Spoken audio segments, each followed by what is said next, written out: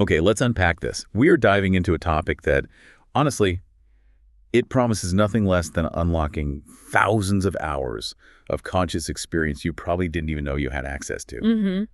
We're talking about lucid dreaming, the state of being fully conscious, fully awake, and totally aware that you are dreaming while the dream is actually happening. It's kind of the ultimate cognitive reclamation project. I mean, when you really look at the sheer numbers, we spend, what, between a quarter and half of our lives asleep? It's a huge amount of time. A huge amount. And for most people, those thousands upon thousands of hours are essentially a state of, mental sleepwalking. The work of researchers like Stephen LaBerge shows us how lucid dreaming transforms that vast, often mindless time into a high-definition opportunity. For experience, for enrichment. Exactly. For real, tangible personal growth. And it's so important to stress, this isn't just about passively observing some fuzzy dream. The reports are so consistent on this. Lucid dreams are described as, extraordinarily vivid, intense, profoundly pleasurable. People often rank them among the most exhilarating experiences of their entire lives. This is a fully realized world, just generated internally. And that's the key.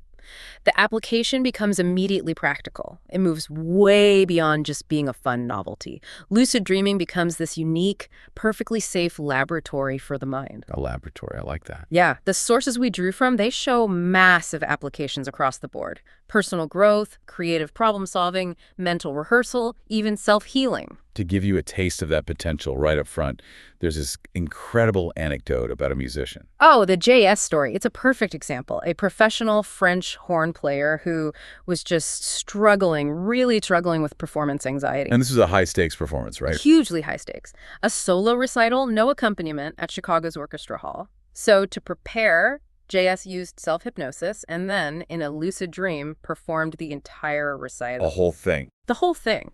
Focused their intention purely on performing without any nervousness, no technical errors. And in the dream, they not only performed the scheduled piece flawlessly. That's the amazing part. Yeah, they spontaneously played a complex piece they had only heard once and had never even attempted in waking life. That's just astonishing. And the effect wasn't just contained within the dream, was it? Not at all. The very next day, JS sight-read that same piece, the dream-performed piece, almost perfectly. And 2 weeks later, during the real performance of Shostakovich's Fifth Symphony, the crippling nerves that usually plagued their playing. Gone. Just gone. That fear had been completely neutralized because the brain had fully rehearsed success in a perfectly simulated neural environment. So the ability to practice, to rehearse for living, a speech, a surgery, a complex movement, in a completely consequence-free simulation, that's really the core promise here. It is. But before we get too far into all the fun stuff, we do have to tackle the historical skepticism. Right. How did science move this from being, an ancient philosophical curiosity to something verifiable? That was the critical question that plagued researchers for decades. They needed proof that lucidity was happening in real time during sleep, not just as a fabricated memory someone constructed when they woke up. You need that external validation. Exactly. And that need is what sets up the story of the eye movement signaling experiments, the scientific bridge from the internal dream world to the external sleep lab. Okay, let's unpack that science then. Because understanding how the brain builds reality, both waking and dreaming, is essential to learning how to hack it. Absolutely. So let's start with the most basic premise of perception. If I look at the wall right now, or if I'm dreaming of a wall, my experience isn't it's not a passive reception of information. It's an active, manufactured reality. That's such a critical distinction. Perception is fundamentally a process of mental modeling. Your brain isn't a camera, it's a simulator. It's constantly taking in minimal sensory input and vast amounts of stored memory. And it synthesizes all that into a working simulation, a conception of what the world looks like and how it behaves. So the stability of our world, then, it depends entirely on the input it's receiving. Precisely. In the waking world, perception is anchored by external sensory input. You look at your hand, you close your eyes, you open them again, and your hand is still there. That external input provides stability. Okay. But in the dream world, that external sensory input is minimal. Your eyes are closed, your body is still. So the model the brain builds is constructed almost entirely internally. Yet the experience is just as rich. Just as rich and real, subjectively, as waking life. The brain is running the same advanced modeling software, just using internal data and memory instead of external sensory data. Which means we need to understand when this vibrant internal world is most active. We have to look at the sleep cycle. Right, we cycle through, what, 4 or 5 stages per night. We start in quiet sleep, move to stage 2, then into that deep restorative delta sleep. Slow wave sleep. Slow wave sleep. And it's worth a quick mention that this deep sleep is highly regarded in certain Eastern traditions. They see it as a state where the ego just drops away, connecting us to a very deep layer of consciousness. But the state we really care about for lucidity is the final one, the most active one. That's REM sleep rapid eye movement, also called paradoxical sleep. Paradoxical because the brain looks like it's wide awake, but the body is completely still. Exactly. Brain activity is highly activated, nearly identical to a waking state, but the body is motionless. Which brings up the protective mechanism, REM paralysis. It serves the vital purpose of keeping us physically safe, preventing us from acting out all the intense motor commands being generated in the dream. If we didn't have it, we'd be thrashing around all night. And when that paralysis lingers for a moment after we wake up, That's when we experience sleep paralysis. And that's where all the terrifying folklore comes from, isn't it? The incubus attacks, the sense of being held down by some malicious entity. The brain is just struggling to rationalize the input. It's half dreaming, half waking, trying to interpret its inability to move. And it defaults to this terrifying mythological schema that something is in the room with you. it feels incredibly real. Terrifying, yes, but physiologically harmless. And here's the critical insight. Experiencing sleep paralysis means you are right at the threshold of REM sleep. That moment is highly valuable for consciously inducing a lucid dream. So that flips the script on a frightening experience. It actually becomes a signpost. Exact. Now let's solidify this science. The core challenge was proving the person was awake inside the dream. What was the setup for the key experiment that finally did this? This takes us back to Stephen LaBerge's work at Stanford. Researchers knew that physical eye movements recorded on a polygraph sometimes corresponded to what dreamers reported seeing. So they decided to sort of weaponize that connection. That's a good way to put it. They recruited expert lucid dreamers and wired them up with electrodes monitoring brain waves and eye movements. What was the specific code? The prearranged signal. Before sleeping, the dreamers were instructed that the moment they achieved lucidity, the moment they realized, I am dreaming, they had to signal it. They had to make a series of strong, distinct physical eye movements in a deliberate pattern. Like Morse code with their eyes. Basically, yeah. The most common signal was a left-right movement, a pattern that's functionally impossible to generate by chance during sleep. So if the polygraph recorded that clear signal during a verified REM period, it was indisputable proof. Precisely. The records showed it clearly. The electrodes verified they were in REM sleep, and the EOG recorded the deliberate, coded eye movements. This evidence removed any doubt. It was the scientific foundation that gave this entire field legitimacy. That is a huge finding. But it brings up another question. The nature of dream time. Does a dream that feels like it lasts for hours actually just take a few clock minutes? That's a common perception, but the lab results show otherwise. In another key experiment, lucid dreamers were asked to signal their lucidity, count a precise 10-second interval inside the dream. Like 1001, 1002. Exactly. And then signal again at the end. The polygraph results confirmed that the time estimated within the dream was consistently almost equal to the actual clock time that passed. So dream actions take just as long to execute as in waking life. That makes the rehearsal application we talked about incredibly potent. The brain is running the simulation in real time. Absolutely. The practice is real. And this real-time construction is all governed by the brain's internal architecture, which the sources call schemas. Schemas or frames or scripts. Why are these so critical to understanding how to control a dream? Schemas are essentially the mind's internalized operating system. They're your informal, private theories about how the world works. Gravity exists, fire burns, doors open. They allow us to perceive a coherent whole from just partial information. So we're constantly relying on these assumptions to navigate reality. Yes. In waking life, schemas organize perception based on external input and expectation. But in dreaming, the external input is gone. So the dream world is constructed purely by the activation of these schemas through expectation and motivation. Which is why things from your day or your wishes show up in your dreams. They're powerful activators. But fear is even more powerful. If you dream you're walking alone and you expect danger, the dream world will immediately construct the mugger or the monster. Not because you secretly wished for it, but because that expectation acts as a compelling design constraint for the dream reality. Wow. Okay, so to master lucidity, you first have to learn to recognize and then challenge the schemas that are building your reality. Exactly. And that idea brings us straight into the practical preparation. Before we can challenge reality, we have to remember reality. You can't start driving the lucid car until you've found the keys. And the key in this case is dream recall. It is the absolute non-negotiable prerequisite. If you don't recall at least one dream per night, your chances of achieving, and more importantly, retaining the memory of a lucid dream are really low. A lot of them are probably just lost. Most spontaneous lucid dreams are likely just lost to oblivion because we wake up and immediately forget them. You have to train the mind to value and retain this nocturnal experience. So the first practical step is the dream journal. This sounds simple, but there are specific rules about how to do it effectively, right? It's not just any journal. It has to be an attractive notebook, placed exclusively by the bedside, dedicated only to dreams. Why attractive? Because it reinforces the value of the content. It makes the activity seem less like a chore. And the crucial step is immediate transcription upon waking. You have to capture the details before you sit up, move, or even think about your day. Why is that immediacy so important? Dream memory is just notoriously fragile. If you wait 5 minutes, if you think about your meeting, the complex details will likely just dissolve, leaving only a vague emotional feeling.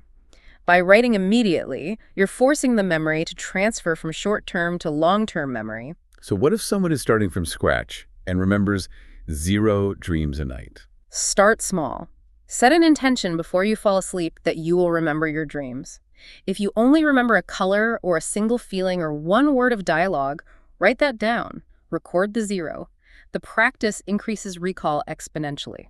Okay, so once we have recall established, the mission shifts to identification, recognizing when reality is unstable.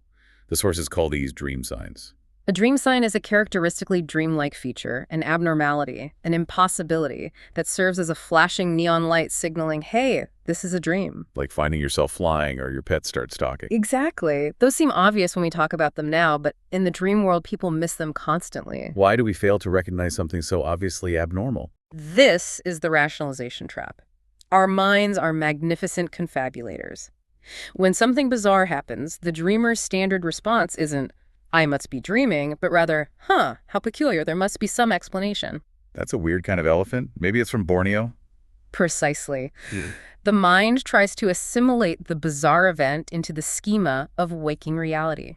So the goal is to teach the sleeping mind that when it sees the four-eyed cat ordering coffee, the only acceptable explanation is, I am dreaming. And to do that, we need to catalog our personal dream signs. Yes, and the sources break them down into 4 main categories. Okay, let's break those down. First one is inner awareness. This is often the most subtle category. It's strange thoughts, strong emotions, unusual sensations, maybe a sudden, unexpected wave of intense emotion, or noticing you have perfect, crystal clear vision without your glasses. It's a feeling that your consciousness itself is somehow different. All right, number 2 is action. This involves impossible or illogical actions. A great example is trying physical feats, doing pull-ups that get easier and easier until you're floating, or trying to use the brakes on a car only to find they have no effect. Actions that defy physics. Okay, third is form. This is about physical deformations or transformations. The classic example is the instability of text. You read a sentence, you look away, you look back, and the words have scrambled or turned into another language. Or your car keys suddenly read Toyama instead of Ford. Right. Or feeling that your own body is wrong, like you're made of porcelain plates. And the last one, context. The elements themselves are normal, but their combination or situation is just strangely unlikely. Finding your childhood bed in the middle of a busy street. Or suddenly you're a commando behind enemy lines in World War II. The situation violates the accepted parameters of your life. So the practical exercise for you, the listener, is vital here. Keep the journal, actively highlight and classify these anomalies, and then pick your most frequent category as the main target for your induction efforts. This is how you create mental readiness. But this deep mental focus, it requires a relaxed, steady physical base. Lucidity relies on intense concentration. So we have to get profoundly relaxed before we even start the active induction phase. Yes, and there are two core methods recommended. The first is progressive relaxation. This one's pretty well known. It is. You systematically tense a major muscle group, hold that tension for 5 to 10 seconds, and then release it completely. The focus isn't on the tension, but on noting the profound difference, that deep, heavy feeling of tension flowing out. You pair this with slow, deep abdominal breaths. And the second, more esoteric one. That's a yogic technique, the 61-point relaxation method. This requires memorizing a specific sequence of 61 body points, starting at the forehead and moving down through the entire body. You move your conscious attention to each point sequentially, holding it there, cultivating a sense of warmth or heaviness. What's the psychological benefit of that method? It sounds intense. It's intense attention training. It's designed to achieve deep physical stillness while maintaining an elevated level of mental focus. You're practicing being fully present in a passive state, and once you can do that, you've built the platform for actively inducing lucidity. Okay, so we've identified our personal red flags, the dream signs, and we are relaxed. Now we move from passive preparation to active induction. It's fascinating that a lot of these techniques have roots going back over 1,000 years. The continuity of consciousness, or dream yoga, is a deeply researched concept in Tibetan Buddhism. The central philosophical tool is the power of resolution, the unwavering commitment to maintaining continuous consciousness day and night. Which means spending time during your waking day framing your reality as conditional. Exactly. The core practice is to consistently think, everything I perceive right now is of the substance of dreams. And the contemporary researcher Paul Tholey translated this into what's called the reflection intention technique, or critical state testing. This is where we systematically challenge reality while we're awake, to teach the mind to be critical no matter what state it's in. You schedule specific triggers, a reality check every hour or every time you walk through a doorway. At these triggers, you stop and ask yourself with genuine critical force, am I dreaming? And the physical reality test is vital here. Why does looking at text, looking away, and looking back work so well? Because text and symbols are notoriously unstable in the dream environment. They change, they scramble, they become nonsensical. If you look at a digital clock, look away, and look back to find the numbers are now in Cyrillic, you know you're dreaming. This systematic criticality, practiced while awake, is what eventually bleeds over into sleep. And that critical, intentional attitude is the foundation for what LaBerge found to be the most effective personalized technique, MILD-E, mnemonic induction of lucid dreams. MILD is a highly structured 4-step ritual. It's designed to reinforce your intention just before you fall back asleep, making it the final, most powerful thought your mind processes. Okay, let's walk through the 4 MILD-E steps in detail. What's step 1? 1. Wake up and recall. Arouse yourself. Sit up, grab the journal, and capture the dream you just woke from. A common failure point here is being too drowsy and just falling back asleep. You have to set an intention to wake up fully after a dream. Okay, step 2. 2. Focus your intent. As you prepare to return to sleep, concentrate single-mindedly on your intention. Repeat the phrase, next time I'm dreaming, I want to remember I'm dreaming. And this isn't rote repetition. You have to genuinely feel the conviction of this intent. Step 3 sounds like the most important part. It is. 3. See yourself becoming lucid. This is critical visualization. You vividly imagine re-entering the dream you just recalled. You mentally scan the scene until you spot a specific dream sign. At that moment, you vividly shout, I'm dreaming, to yourself in the visualization, and then perform a pre-planned, joyful action like flying. And the final step. 4. Repeat. Repeat steps 2 and 3 until you fall asleep. The research is clear. The longer you stay awake, reinforcing this intention visualization cycle, the more likely the lucid dream is to occur. That seems really powerful. What about some less strenuous for passive psychological techniques? Well, there's autosuggestion. This is non-effortful. You get into a deeply relaxed state, and then you just non-effortfully suggest to yourself that you expect to have a lucid dream soon.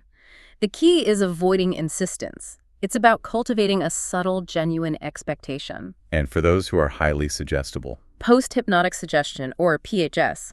In studies with highly hypnotizable subjects, researchers found they could guide them to visualize a personal dream symbol during hypnosis, while being given the command that upon seeing this symbol later that night, they would become lucid. And this actually worked. Highly effective. PHS not only increased the likelihood of lucidity, but also influenced the content of the dream, making it longer and more relevant to whatever the research goal was. So we've covered intention, suggestion. Let's move into psychotechnology. Using external aids. This started simply with recorded audio messages played during REM. Then came tactile cues, like small vibrations. But the real breakthrough was the visual cue, which led to devices like the Dreamlight. The Dreamlight. So this is like goggles you wear to bed. Essentially, yes. The technology is elegant because it uses physiological monitoring to accurately detect when you enter a REM state. Once REM is confirmed, the goggles, which have these gentle red lights inside, briefly flash. Bright enough to see through your eyelids, but not so bright it wakes you up. Exactly. And the synergy between this tech and the MILD technique was remarkable. Oh, you had to use them together. That was the key. The data showed using the Dreamlight in conjunction with MILD produced a 5-fold increase in lucid dreams compared to no technique at all. The mental preparation is still crucial. How does that light cue actually manifest in the dream? It must get incorporated in some strange ways. It does. Users reported 5 distinct categories. Sometimes it's unchanged, you just see a flashing red light.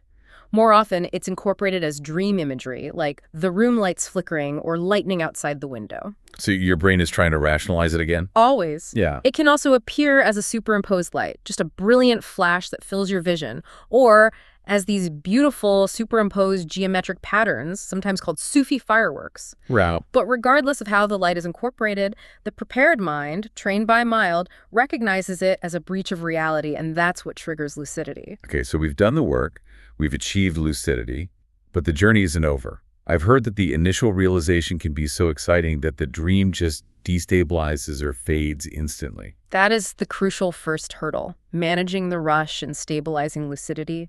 Too much excitement floods the system and can trigger an awakening. You need immediate techniques to ground yourself in that internal reality. What are the most reliable stabilization methods? The sources identify 3 key ones. First, look down at the ground. Immediately concentrate intensely on solidifying the image of the ground beneath your feet. Second, spin around rapidly. Spin? Why does that work? When you spin, you force your brain to continuously generate and render the environment, preventing it from fading. It also effectively resets the scene. And third, rub your dream hands together. This is a form of sensory amplification that heightens your sense of being physically present. Once you're stable, the dream is no longer a random script. It's infinitely malleable. This is where we get into true dream control. And the most common, most exhilarating activity reported is flying. It's the ultimate feeling of liberation. But it's also a therapeutic tool. You can use it to overcome a fear of heights by deliberately jumping off a dream cliff and asserting your ability to fly. I love the idea of consciously amplifying the dream's sensory quality. You can actively command it. You consciously call out the senses you want to heighten. Hearing, smell, taste. One dreamer recounted shouting smell, and immediately the dream world intensified with the detailed odor of cigarette smoke, moist earth, the feel of tree bark. You're literally turning up the volume on the simulation. Precisely. And the environment itself is like modeling clay for the mind.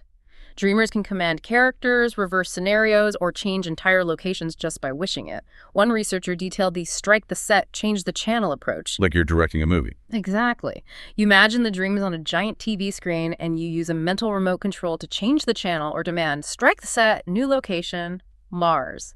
And beyond physical manipulation, there's the liberation of identity. Lucidity grants profound identity freedom. You are not limited to your waking body or gender. You can be a man, a woman, an animal. One explorer even experimented with embodying a stack of plates just to explore the limits of consciousness. Which moves us beyond exploration into powerful practical application, creative problem solving, and rehearsal for living. In waking life, creativity often follows a process. Saturation, incubation, and then illumination. Lucid dreaming is a way to consciously access and direct that incubation stage. Like Kekulé dreaming of the snake eating its own tail and discovering the benzene ring. That's the classic example. But in the lucid state, this becomes deliberate. They call it the lucid workshop. There's a story of a computer programmer who used lucidity to actively debug code. He would create a mental space, a workshop. An ornate parlor with Einstein. Right, and use a massive blackboard to flowchart complex programming challenges. He found he could solve problems faster and with less mental friction than when he was awake. And as we saw with the musician, rehearsal for life is a monumental application. It is unparalleled. Because the neural pathways for movement are fully activated during rehearsals, lucid rehearsal is physiologically identical to actual practice. A competitive skier used lucid dreams to practice a complex technique for hours, mastering it in his dreams before easily executing it the next winter. And it's the ultimate remedy for performance anxiety, isn't it? It's transformative. When you're lucid, you know the audience, the judges. They're just projections of your own schemas. They aren't real. You can practice your concerto, and if the audience seems hostile, you recognize that hostility is just your own internal fear reflected back at you. So you can change it.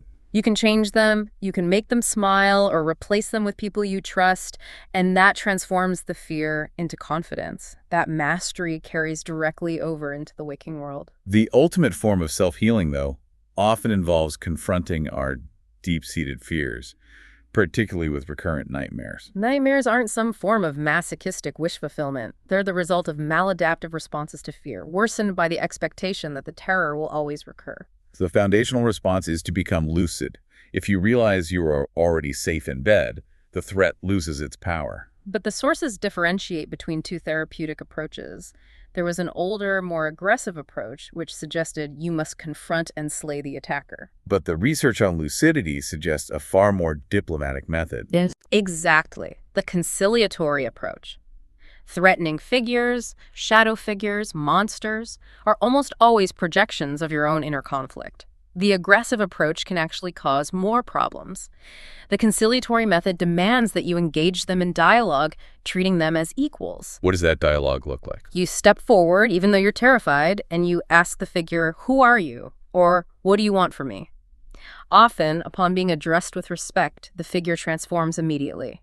The monster might turn into a wise old character or reveal itself to be a lost child seeking comfort. Which leads to self-integration. Deep self-integration. Then there's the more radical technique, the let it happen approach. This is total confrontation and surrender. Yes. If you're afraid of falling, you let yourself fall.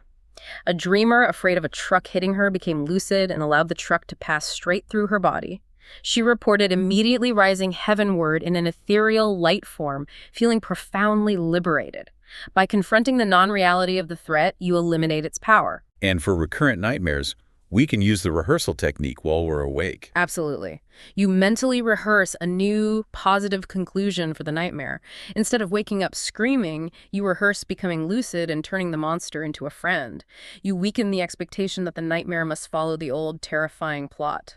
This mastery of the inner world, it sets the stage for the ultimate application, the existential and spiritual deep dives. Lucidity grants a truly unique perspective on the self versus the ego. We need the ego to function, but it's just a map, not the territory.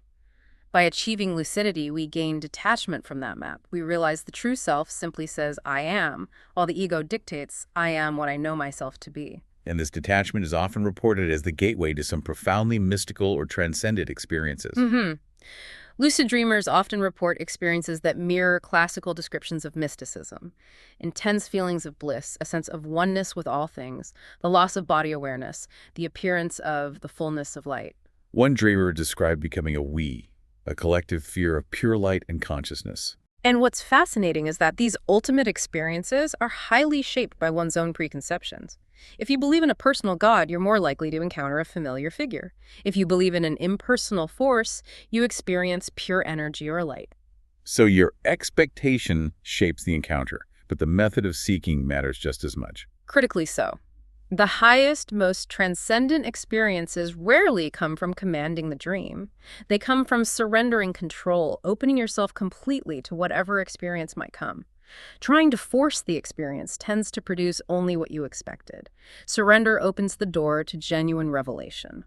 Which brings us full circle to the Tibetan tradition, dream yoga. For the yogi, lucidity isn't about flying or solving math problems. No, for them, the lucid dream is a profound training tool. The ultimate goal is to realize, experientially, the subjective and illusory nature of the dream state, and then to consciously extend that realization to waking life. So if you realize the dream is just a construct of consciousness, Then, when you wake up, you begin to question, is this waking reality also a construct bound by my own expectations and schemas? When all experience is viewed as subjective, the rigid concepts that define our self-identity begin to crumble, and problems lose their absolute weight. That is a staggering conclusion to draw from a journey that started with noticing your car keys read Toyama. The micro is the pathway to the macro. It always starts small. So, for the listener who has absorbed all this science and technique, what's the final synthesis? It means that you possess an unparalleled tool for growth and exploration that exists entirely within your mind. Start small, prioritize dream recall, find your personal dream signs, commit to the mild technique, and then apply that lucidity to solving problems, practicing skills, and resolving deep-seated fears. It calls to mind that quote from the Sufi teachings that humanity is asleep, concerned only with what is useless. We sleepwalk through waking life, assuming we're awake just because our eyes are open. And this is the final provocative thought to take with you. The lucid dreamer, upon realizing they are dreaming, often reports an unmistakable, profound conviction. I have never been awake before. Lucid dreaming is the practice of waking up within the illusory reality of the dream world. So the real challenge is taking that new level of awareness, that knowledge that reality is malleable and driven by expectation, and applying it not just to your nocturnal hours, but to every moment of your waking life. Consider this.